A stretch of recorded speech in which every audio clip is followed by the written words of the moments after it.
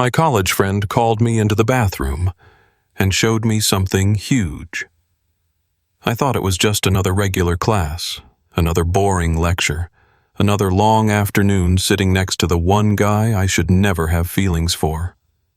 But then, right in the middle of it, he leaned over and whispered something that made my stomach twist.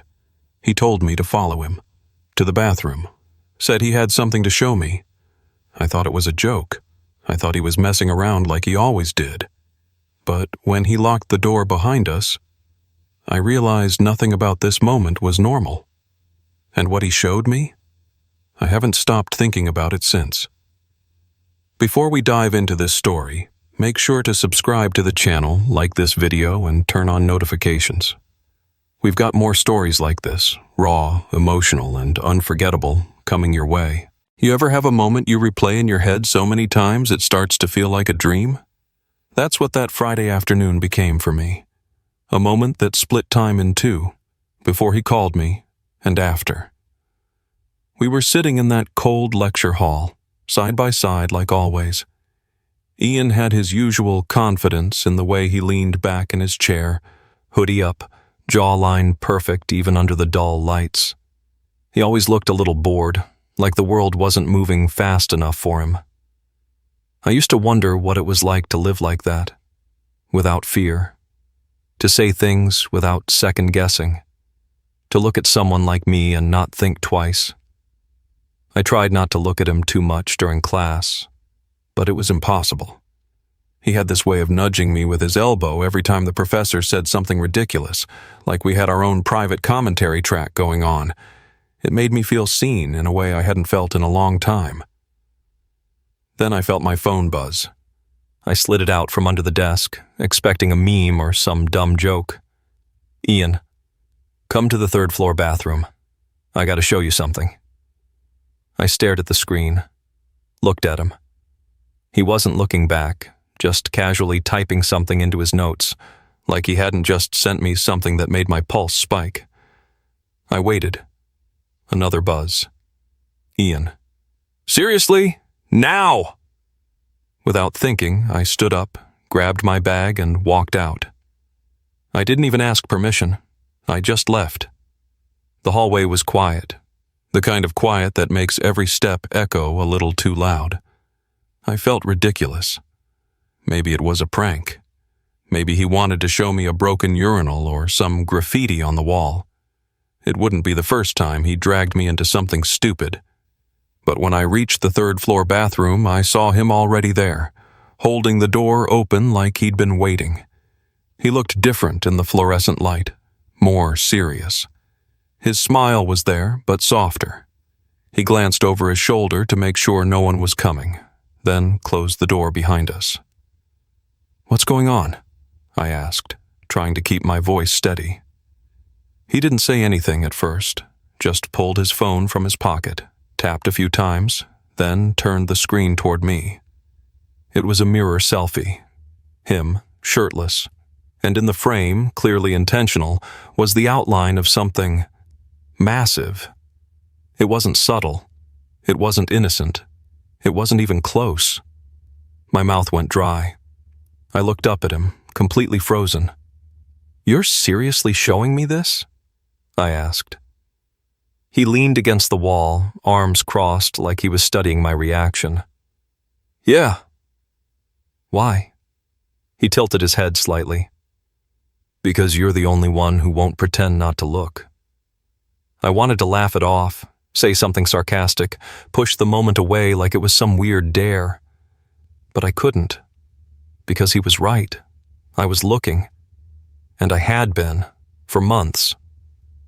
"Is this a joke?" I asked, quietly now. He took a slow step toward me. "Do I look like I'm joking?" And that's when he did it. He stepped close, closer than anyone should in a bathroom at school. Close enough that I could smell his cologne, feel his breath. My heart was hammering. I should have stepped back. I should have said something, but I didn't. He reached out, not to touch me, but to lift my chin gently, like he needed me to keep looking at him. "You don't have to pretend," he said, voice low. I see the way you look at me. I couldn't speak. I couldn't move. He was right. And then, just as I thought he might lean in, the bathroom door rattled. Someone trying to come in. We both jumped. He stepped back instantly, all the boldness in his face disappearing into panic. Shit, he muttered. We gotta go. He unlocked the door, peeked outside, and then turned to me. I'll text you later. And just like that, he was gone, leaving me there in the silence, breathless, head spinning, and wondering what the hell just happened between us. For the rest of that day, I couldn't concentrate on anything. I sat through my afternoon classes, nodding at professors without hearing a word they said. My notes turned into meaningless scribbles. My mind was stuck in that bathroom, with him. Ian had always had this strange power over me. He could laugh at something, and suddenly it was funny. He could glance in my direction during a group project, and I'd feel like I mattered. But what happened earlier wasn't just one of his usual games. Or if it was the cruelest one yet. I kept replaying the way he looked at me, the calmness in his voice, the way he said, I see the way you look at me. Like it wasn't an accusation, but a confession of his own. By the time I got back to the dorm, the sun was already low in the sky. I dropped my bag on the floor and collapsed on the bed. My roommate was out for the weekend, so I was alone. Just me and my thoughts. Dangerous company. I checked my phone a dozen times. Nothing from Ian. I was trying not to read too much into it. But how could I not? He had dropped a bomb on me, stepped back and vanished. Like none of it happened. Or maybe, like he didn't know how to deal with what he'd done either. It was after 10 p.m. when the buzz finally came. Ian. Wanna hang? That was it. No follow-up, no explanation. Part of me wanted to ignore it, make him wait like I did. But another part, maybe the realest part, couldn't resist. So I texted back. Me. Where? Ian. Usual spot. He meant the lounge in the basement of our building. It was always empty after dark, just vending machines and 2 beaten-up couches. We used to go there freshman year when we needed to talk privately or skip dorm inspections.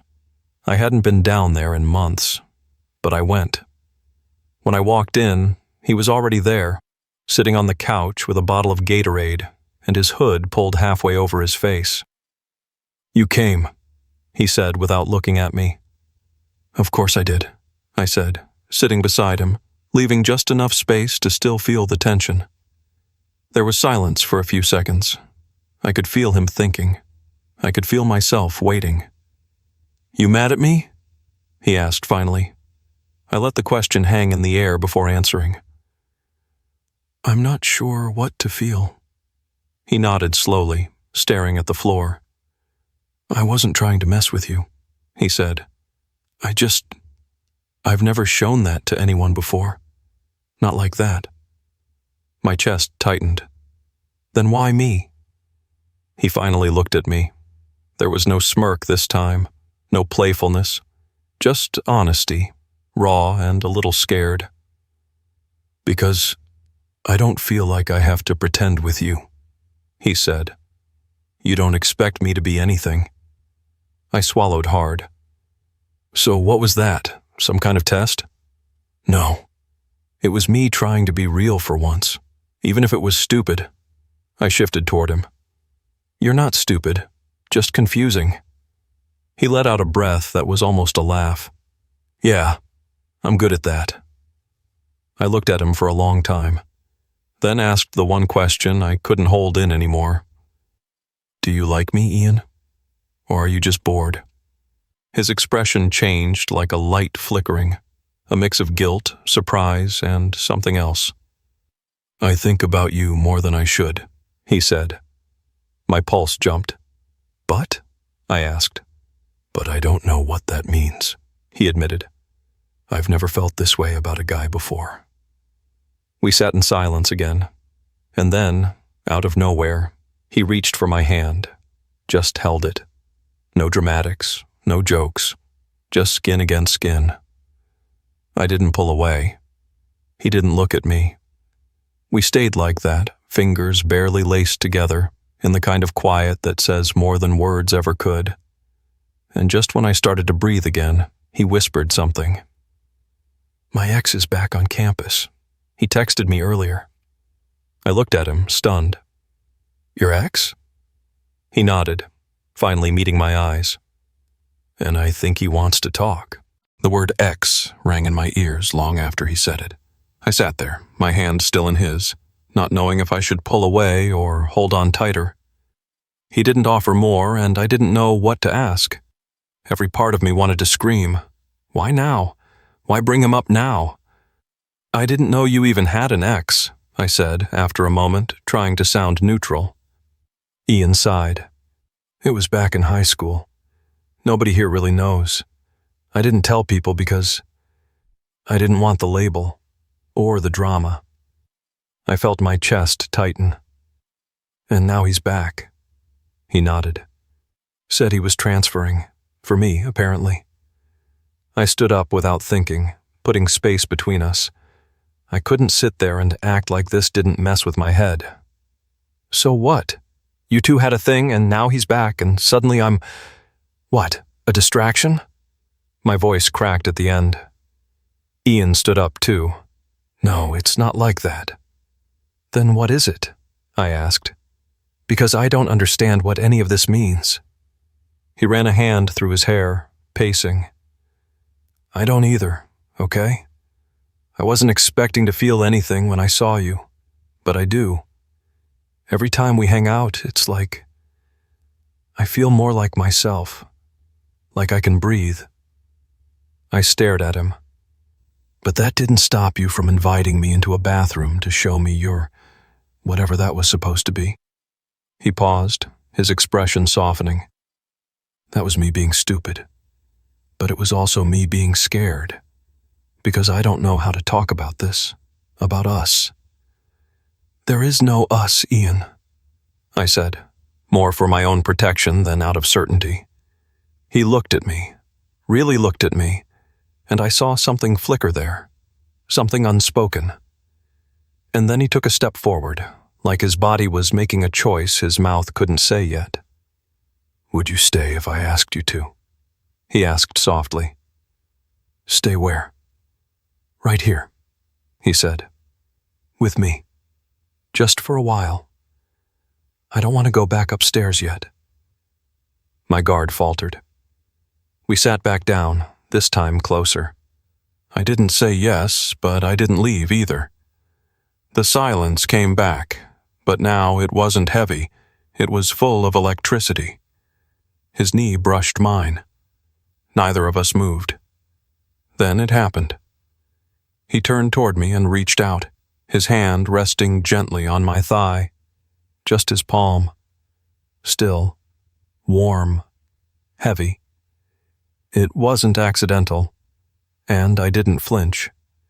He searched my face for a reaction. I didn't give him a clear one. I couldn't. My body was stuck between desire and confusion, my mind spinning in 1,000 directions, but my breath caught. "Ian," I said, barely audible. He didn't move his hand. "Is this okay?" I nodded slowly. "Yeah, it is." The tension between us thickened, the kind you could taste. I felt everything in that moment. Years of curiosity, months of overthinking, weeks of pretending I didn't want more. His thumb moved slightly, tracing a line that made my skin burn. And just as I leaned in, not knowing if I wanted to kiss him or just say something real for once, his phone buzzed on the table. He looked down. The screen lit up. Ethan. X. My stomach dropped. Ian's hand pulled away instantly, and he stood up like the spell had been broken. I should take this," he said, already reaching for the phone. I stayed frozen on the couch. "I'll be back," he added. "Don't go." But he didn't wait for me to answer. He walked out of the lounge, leaving me alone again, this time not just confused, but afraid I was about to lose something I never even got to have. I don't know how long I sat there. Time stretched and collapsed at the same time, like everything around me had lost its shape. The buzz of the vending machines, the hum of the pipes in the wall. It all faded into the sound of that name repeating in my head. Ethan. I'd never met him, never seen his face, but now he had a name and a presence big enough to push me out of the room. And Ian, he had left without hesitation. No explanation, no closure, just a half-promise he might not even realize he made. "Don't go," he had said. But what was I waiting for? Eventually I stood. I didn't leave the building.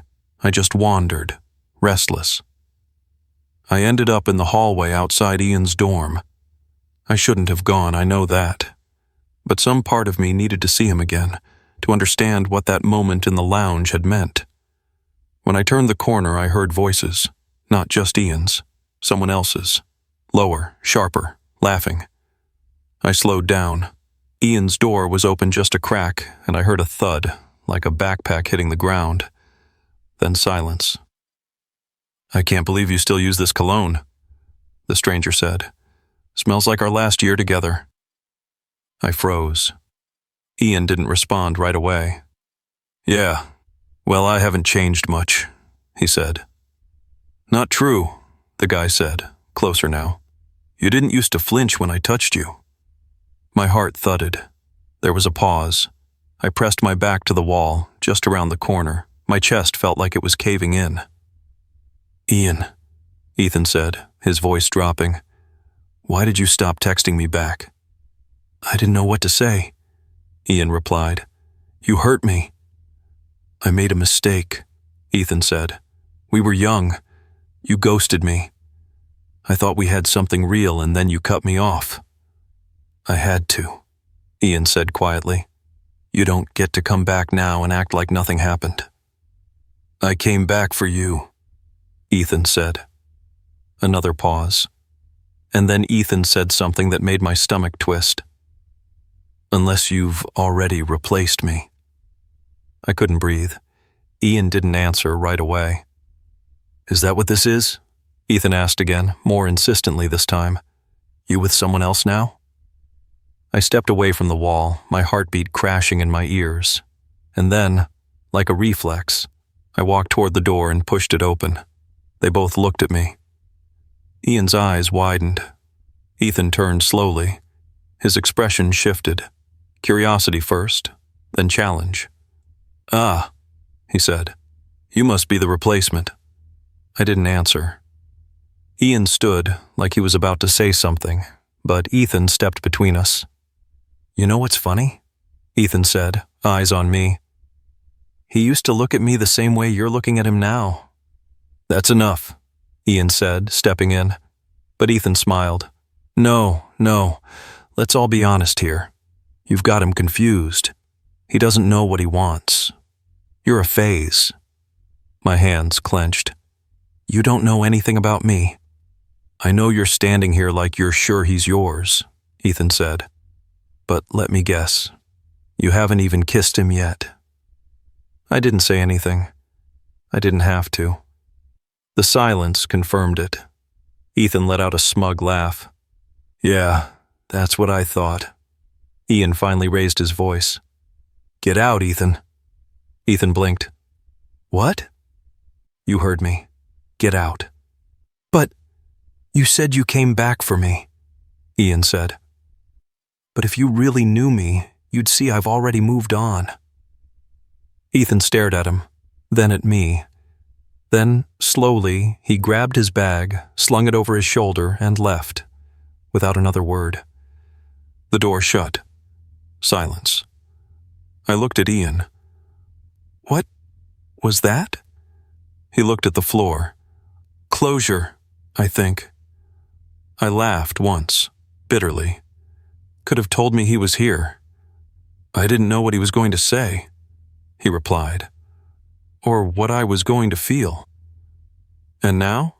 I asked. Ian finally looked at me. Now I feel like I want you to stay.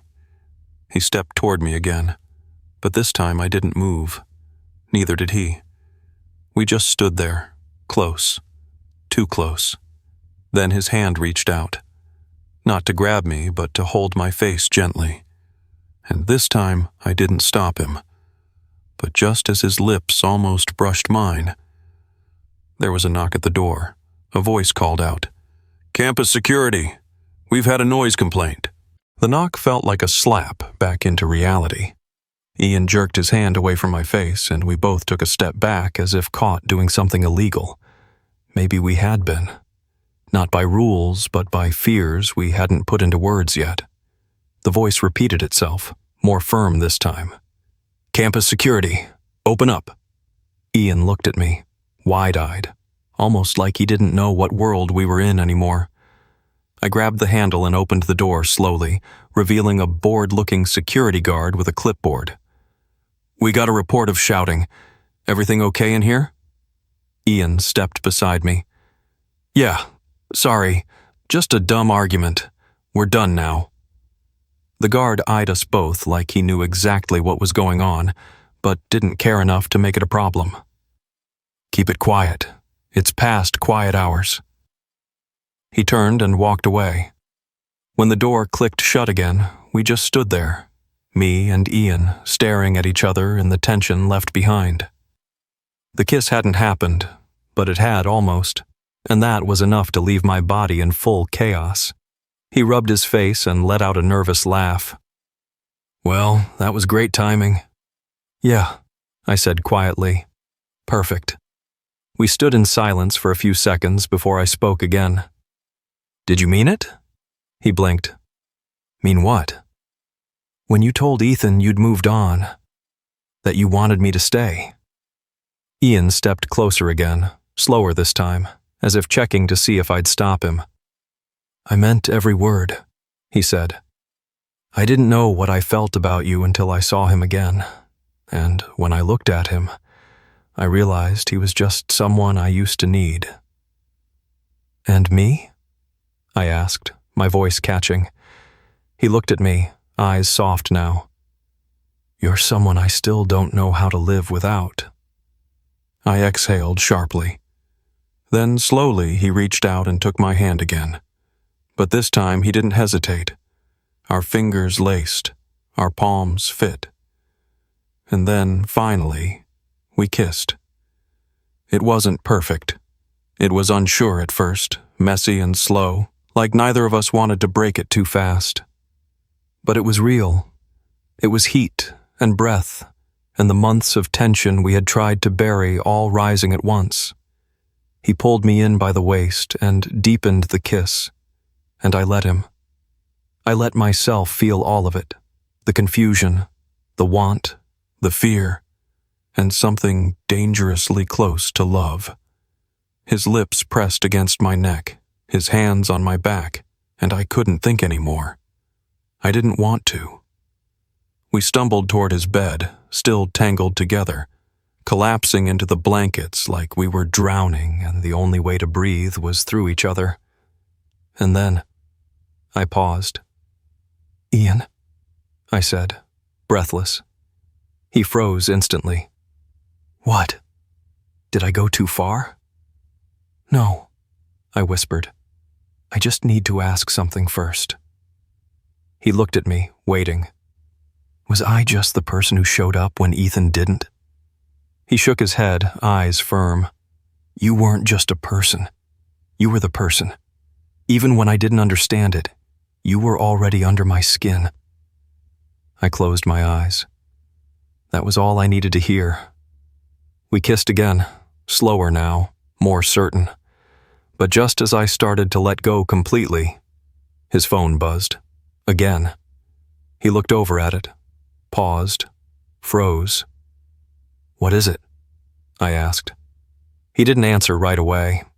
Then, reluctantly, he picked it up and showed me the screen. It wasn't Ethan. It was a message from someone else, a name I didn't recognize. "I told you to stop playing games, Ian. You can't ghost me forever." I sat up slowly. Who is that? Ian ran a hand through his hair, face suddenly pale. It's complicated. My chest tightened. How complicated? He didn't answer. And in that moment, just when I thought I finally had him, I realized something. I wasn't the only one he'd been confused about. Ian didn't say anything at first. He just stared at the screen like the words had cracked something inside him. I waited for an explanation, for a name, for something that would make this moment make sense. It was someone I used to mess around with, he finally said, avoiding my eyes. Before everything, he doesn't get that it's over. I swallowed hard. And you still talk to him? No, he said quickly. But I also never really told him it was done. Not clearly. We stood there in silence. Not the kind charged with tension, but the kind filled with disappointment. I had let my walls down. I had given him something real. And now this? So what am I to you, Ian? I asked. Another mess you don't want to clean up? He finally looked at me. No, you're the one person who makes me want to stop running. It hurt to hear, because I wanted to believe him. But part of me knew. Before I could love someone like that, I needed to stop losing myself first. So I said the words I never thought I'd say to him. I need space. For me. And I left the room without looking back. They say you don't really know who you are until your heart breaks for the first time. Quietly, honestly, without drama. That night, that's exactly what happened. But it wasn't anger I felt. It was clarity. I loved Ian the way we love what feels impossible. With fear, with hope, with that stubborn belief that maybe it could work. But love also means knowing when to stop. Today, I look back and realize how much I grew from it. How I learned that my worth doesn't come from being chosen. And sometimes, love doesn't begin when someone sees you, but when you finally choose to see yourself. And you, have you been chasing someone who's still figuring themselves out? If this story made you feel something, subscribe to the channel, leave a like, and turn on notifications. Share this with someone who needs to hear it. Because sometimes the real beginning is when you finally choose you.